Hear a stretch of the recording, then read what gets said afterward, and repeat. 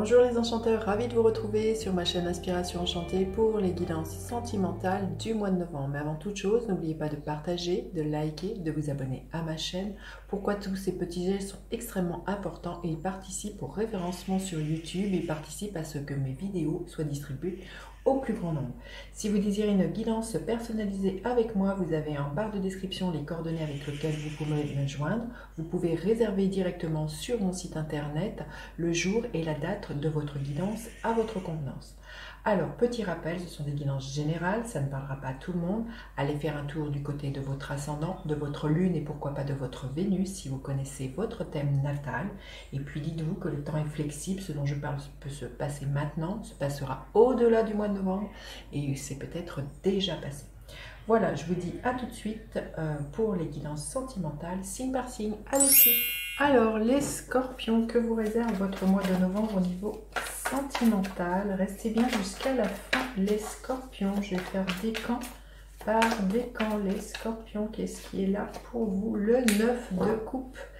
Des rêves qui s'exaucent, un accomplissement au niveau du cœur, vraiment beaucoup de bonheur pour vous les scorpions. En tout cas, voilà, le 9 c'est toujours la réalisation, l'apothéose de quelque chose. Et on est dans les coupes, dans les émotions, donc je pense qu'il y a des rêves que vous avez faits il y a fort longtemps qui sont en passe de se concrétiser ce mois-ci. Les scorpions, qu'est-ce qui est là pour vous? On vous dit que vous avez mené les actions nécessaires ou vraiment ce mois-ci il est temps de mener ou de peaufiner les actions que vous aviez entrepris pour atteindre votre bonheur, pour atteindre ce que vous aviez envie de voir se matérialiser dans votre vie. On est dans une carte avec l'homme, donc il est question d'agir avec l'homme. Il peut être vraiment aussi pour certains célibataires l'arrivée d'un nouvel amour dans votre vie et c'est vraiment quelque chose que vous avez appelé et que le rêve s'exauce pour vous les scorpions. Alors votre état d'esprit, écoutez, magnifique, elle s'est retournée, vous êtes amoureux ce mois-ci les scorpions, cette carte elle parle d'elle-même, j'ai rien à vous dire d'autre que entre voilà, le 9 de coupe et les amoureux, votre état d'esprit vous allez être à l'amour, ce mois-ci. L'état d'esprit de l'autre personne en face de vous, l'as de coupe, c'est aussi quelqu'un qui a envie que son cœur déborde d'amour. L'as de coupe, il y a un nouveau départ amoureux. Alors si vous êtes en couple, il y a un renouveau amoureux, vous mettez les actions en place pour atteindre vos rêves. Et puis si vous êtes célibataire, vraiment entre les amoureux et l'as de coupe, ces cartes parlent d'elles-mêmes. Il va être vraiment un mois de novembre à l'amour, les scorpions, c'est votre mois, le mois de novembre, donc il y a de renouveau peut-être pour vous là, et vous êtes débarrassé du passé, pour vous proposer vraiment de faire place à cet amour, à vraiment de nouveau être dans le donner, le recevoir, et à vraiment laisser l'amour dans votre vie déborder. Alors, vous aspirez à quoi les scorpions? En tout cas, pour l'instant, c'est superbe. Les scorpions, vous aspirez à quoi? À ce que la route tourne.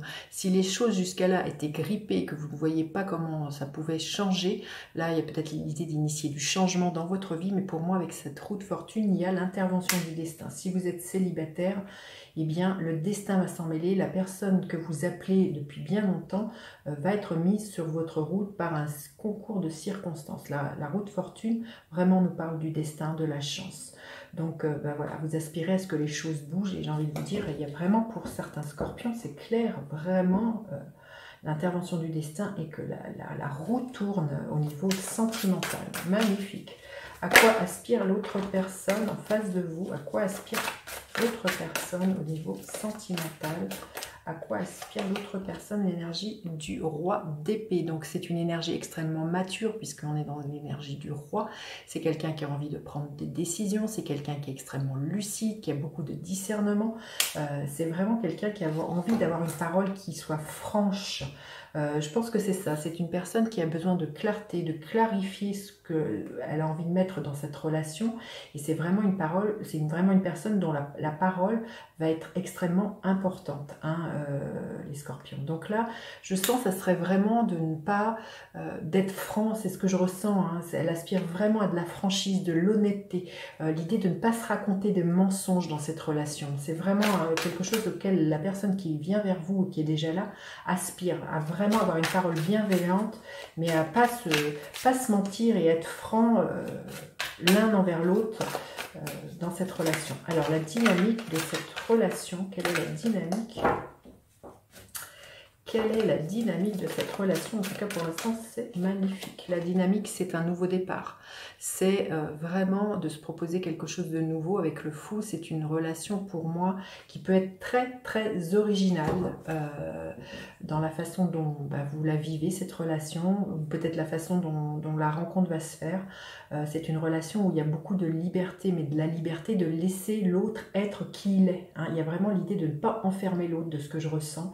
En tout cas, voilà, c'est vraiment cette relation, elle est empreinte de liberté, elle est empreinte de spontanéité aussi, de vraiment quelque chose de très très créatif. Et il y a vraiment, pour moi, entre le fou, la roue de fortune, vraiment quelque chose de presque magique et de soudain qui pourrait être là pour vous, les scorpions.